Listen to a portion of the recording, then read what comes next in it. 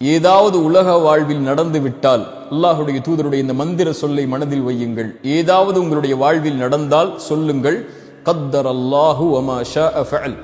அல்லாஹுடைய நாட்டத்தை கொண்டு மட்டும்தான் நடந்திருக்கிறது என்று, அல்லாஹ் நாடியது நடந்திருக்கிறது என்று. ஒருபோதும் உங்களுடைய சிந்தனையில் ஷைத்தான் இந்த வாசலை திறப்பதற்கு நீங்கள் காரணமாகி விடாதீர்கள் என்று அல்லாஹுடைய தூதர் ஸல்லல்லாஹு அலைஹி வஸல்லம் அவர்கள் சொன்னார்கள். இந்த ஹதீஸை எப்படி இந்த நேரத்தில் விவரிப்பது? சுருக்கமாக சொல்கிறேன்.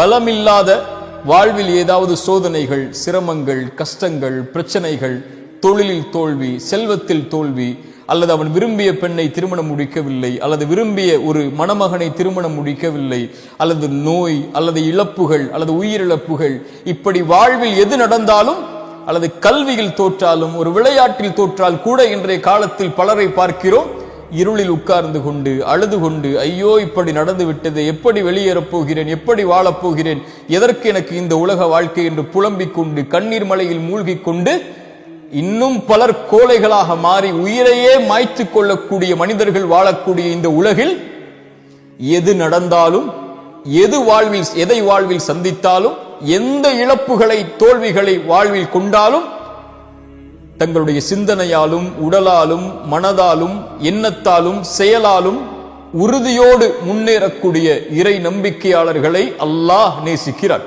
சுப்ஹானல்லாஹ். தங்களுடைய வாழ்வில் அவர்கள் எதையும் பார்ப்பார்கள். நோயை பார்ப்பார்கள், செல்வத்தின் இழப்பை பார்ப்பார்கள், விரும்பியது நடக்காததை பார்ப்பார்கள், தொழிலில் தோல்வியை பார்ப்பார்கள். ஆனால் அவர்களுடைய வாழ்வு முழுவதும் அல்லாஹுடைய நாட்டத்தை கொண்டு மட்டும்தான் இது நடக்கிறது. நான் இறை நம்பிக்கையாளன், நான் கவலை கொள்ளக்கூடாது. குர்ஆன் சொல்லுகிறது, இறை நம்பிக்கையாளன் ஒருபோதும் கவலை கொள்ள மாட்டான். கவலை ஷைத்தானுடையது. கவலையை கொண்டு ஷைத்தான் உள்ளத்தை உடைப்பான், அல்லாஹை விட்டு அவனை தூரமாக்குவான். கவலை கொள்ள மாட்டான் இறை நம்பிக்கையாளன். பயம் கொள்ள மாட்டான். உலகமே அவனுக்கு எதிராக ஒன்று சேர்ந்திருந்தாலும் ஹஸ்புனல்லாஹ், அல்லாஹ் ஒருவன் போதுமானவன் என்று அவன் சொல்லுவான். கவலை கொள்ள மாட்டான், பயம் கொள்ள மாட்டான். அவனுக்கு குர்ஆன் சொல்லக்கூடிய செய்தியை மனதில் வைத்திருப்பான். கவலை கொள்ளாதே, பயம் கொள்ளாதே. அன்துமுல் லஅலவுன இன் குன்தும் முஃமினீன். நீங்கள் தான் உயர்ந்தவர்கள் முஃமின்களாக வாழ்ந்தால். எதிலும், இந்த உலக காரியத்திலும், தொழிலிலா நீங்கள் தான் உயர்ந்தவர்கள். இறை நம்பிக்கையாளராக இருந்து அல்லாஹ் அனுமதித்த வழியில் உங்களுடைய செல்வத்தை சேகரிப்பதற்கு நீங்கள் முன்னேறினால், இந்த உலகத்தில் இருக்கக்கூடிய எல்லோர்களையும் செல்வத்திலும் நீங்கள் முந்தலாம். உங்களுடைய முயற்சியை நீங்கள் அதில் வைத்திருந்தால், முஃமின்களாக வாழ்ந்தால்.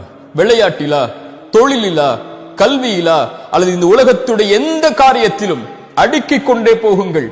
நீங்கள் முன்னால் வந்தால்தான் நீங்கள் இறை நம்பிக்கையாளர்கள். ஏன்? நீங்கள் உறுதியோடு அல்லாஹுடைய நம்பிக்கையை உள்ளத்தில் வைத்திருப்பவர்கள். எல்லோர்களை விடவும் நீங்கள் மேன்மையானவர்கள். உங்கள் சமூகத்தில் வாழக்கூடிய மக்களில் யாரை நீங்கள் அருகில் வைத்திருந்தாலும் நீங்கள் தான் உயர்ந்தவர்களாக இருக்க வேண்டும். அதில் ஏன்? இறை நம்பிக்கையாளன் பலமுள்ளவனாக இருந்தால்தான் அல்லாஹ் அவரை நேசிக்கிறான் என்று அல்லாஹுடைய தூதர் ஸல்லல்லாஹு அலைஹி வஸல்லம் அவர்கள் சொன்னார்கள்.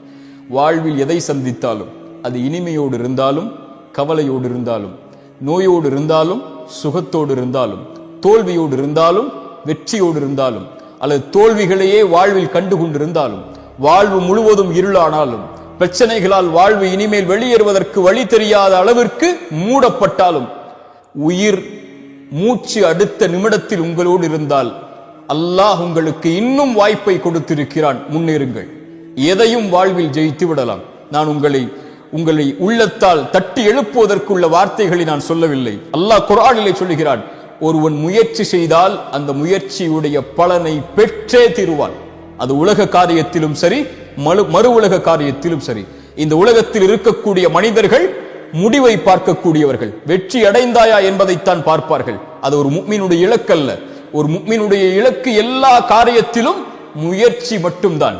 எல்லா காரியத்திலும் முழு மூச்சோடு உடலை தயார்படுத்துவதாக இருந்தாலும், உள்ளத்தை தயார்படுத்துவதாக இருந்தாலும், தன் குடும்பத்தை தயார்படுத்துவதாக இருந்தாலும், தன் செல்வத்தை தயார்படுத்துவதாக இருந்தாலும், தன்னுடைய சமூக அந்தஸ்தை உயர்த்துவதாக இருந்தாலும், ஈமானுடைய காரியங்களிலும் மறு உலக காரியங்களிலும், உலகத்தில் யார் அவர்களோடு வாழ்ந்தாலும் அதில் 10ல் 1 அவன் ஒருபோதும் வாழ்ந்து மடிய மாட்டான். உலக வாழ்வில் இருந்து அவன் கண்ணை மூடும் போது எல்லோர்களை விடவும் அல்லாஹ்விடத்தில் நான் மேன்மையானவனாக, இறை நம்பிக்கை கொண்ட பலமான உறுதியோடு வாழக்கூடிய அல்லாஹுடைய கதரை உள்ளத்தாலும் உடலாலும் மனதாலும் ஏற்று வாழக்கூடிய இறை நம்பிக்கையாளனாகத்தான் அவன் வாழ்ந்து மறைவான் என்று இருக்கக்கூடிய இறை நம்பிக்கையாளர்களை அல்லாஹ் நேசிக்கிறான். சுப்ஹானல்லாஹ். இந்த செய்தியை விவரித்துக் கொண்டே போகலாம். அல்லாஹ் எம்முடைய உள்ளத்தை உறுதிப்படுத்தட்டும். இப்படி பலமோடு வாழக்கூடிய இறை நம்பிக்கையாளர்களாக அல்லாஹ் எம்மை ஆக்கட்டும். மன உறுதியோடு உடலாலும் உள்ளத்தாலும் செயலாலும் சிந்தனைகளாலும் எண்ணத்தாலும் வாழக்கூடிய இறை நம்பிக்கையாளர்களை அல்லாஹ் நேசிக்கிறான்.